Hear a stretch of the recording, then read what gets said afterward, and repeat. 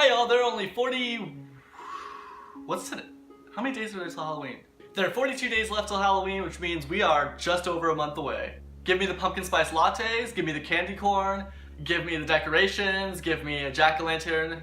I want all of it. We're just gonna keep going with our Halloween Horror Extravaganza. If you missed the last episode, I reviewed the Blair Witch Project. Today, we have episode 5, and I'm going to be covering The Conjuring and The Conjuring 2. There's also a spin-off of The Conjuring movies called Annabelle, but we're not going to be talking about that today. The Conjuring 2 came out just this summer, and it followed the wildly popular The Conjuring from 2013. These are two separate movies, but I will be covering them both today in one episode for the extravaganza. So first, let's start with The Conjuring. The Conjuring is not super original, but it's done really, really well. Basically, that's one sentence to sum it all up. It's about a family in the 70s, a mom, dad, and 3 or 4 daughters who move into this old house, which is perfect for them, except it's creepy AF. Soon after moving in, things start going weird. Their dog starts acting strangely, as they do in the horror films. The little girl starts seeing people behind their doors at night, and the mom starts having these mysterious rashes show up on her body. So already, within a few days of moving into the house, it's pretty much a shit show. But as always, they pass it off as just normal things occurring and no big deal, nothing to worry about. Soon though, they have to face the fact that the house does not belong to them and they are living in a cesspool of spiritual energy. I'll leave the rest of the plot of this film just for you to find out for yourself, but basically what's really done well in this movie is the slow suspense and the use of jump scares. There are a couple jump scares in this movie, but they're all used in a way that makes them make sense for the movie. They're not just there just to scare you just because whatever. James Wan is quickly becoming one of the most popular horror directors, and this movie is a great example why. Everything in this movie is a slow build horror that really pays off in the end. And there are lots of creepy little things that aren't just shoved in your face, but they're just kind of there and they let you feel the horror rather than the horror coming to you. From the trailer, if you ever saw the trailer of The Conjuring, you know the girls play that game where they're like clap clap, like they have their eyes closed and you like try to find them by the sounds of their claps wherever they are. And at one point, a freaking ghosty comes out when this mom is home alone trying to follow these sounds like, girls, why are you home? Like, what are you doing? And the ghost just pops up behind her, clap clap bitch, and she goes flying down the stairs. It's so terrifying. That sort of thing where you use plot elements as horror down the line in the story is so well done. That's James Wan's like #1 thing. Also the slow horror where you can see what's about to happen, but it still scares you anyway because you weren't ready for it.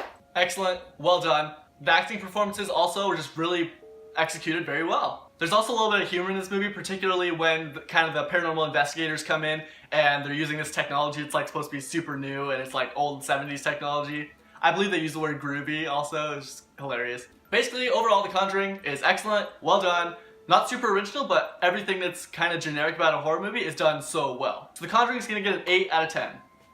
Now, let's move on to The Conjuring 2. I was skeptical because horror sequels, it's hard to find a good horror movie as it is, and a sequel to a horror movie is even rarer to be well done. But then The Conjuring 2 came along, and it got really good reviews online, so I was expecting a lot. And that may be why I didn't like it as much as the first one, because I was expecting more, and then not everything quite met with my expectations. The Conjuring 2 was considered by some to be better than the first. I would disagree with that. I think The Conjuring 2 is a good horror movie still, but it doesn't match the first movie's sort of like innovation with these generic horror tropes. The best part of The Conjuring 2 is its innovation with the creatures themselves that are haunting the people. This takes place in England, and it's a different setting, but it's using the same paranormal investigators, which are Ed and Lorraine Warren from the first movie. That was thunder. I think the weather knows what's happening in this review. Anyway, the characters are so creepy and original that's probably my favorite part of this entire movie. In case you haven't seen The Demon Nun yet, here's her. Freaking awful, right? Also, here's a painting that my sister did of that creature because she loves her, I guess, because she's so weird and creepy. The nun is weird and creepy, not my sister. Sorry. The Conjuring 2 tries to play with this idea of like, is it really haunted or is it just made up by this kid? Like, not everything is a ghost, right? But I just didn't think that was necessary. I didn't think it worked that well because we already saw the first movie and clearly that wasn't just a creak in the attic. Like, clearly that was a freaking spirit. So it just didn't work that well for me, and I think they spent too much time on the idea, and I really didn't find it very interesting for what they're going for with this movie. When you come to a Conjuring movie, you're here to see creepy shit happen. You're not here to wonder if it's real or not.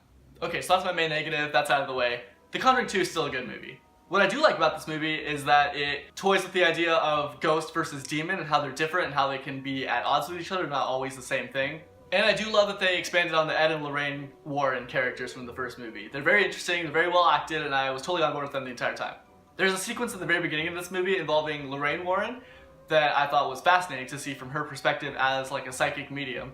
It was just really amazing. So overall, the best parts of The Conjuring 2 were the characters and the creatures. The worst part is they tried to play off the skepticism of whether it was real or not, when the whole time it was like, yes, of course it's real, like that's why we're here. James Wan, the director, continues to make really creepy use of ordinary, everyday life, things that are in your house, which is amazing and creepy. The only question I'm left with is, why would you paint a creepy demon nun that you see in your dreams? So I'm gonna give The Conjuring 2 a 7.5.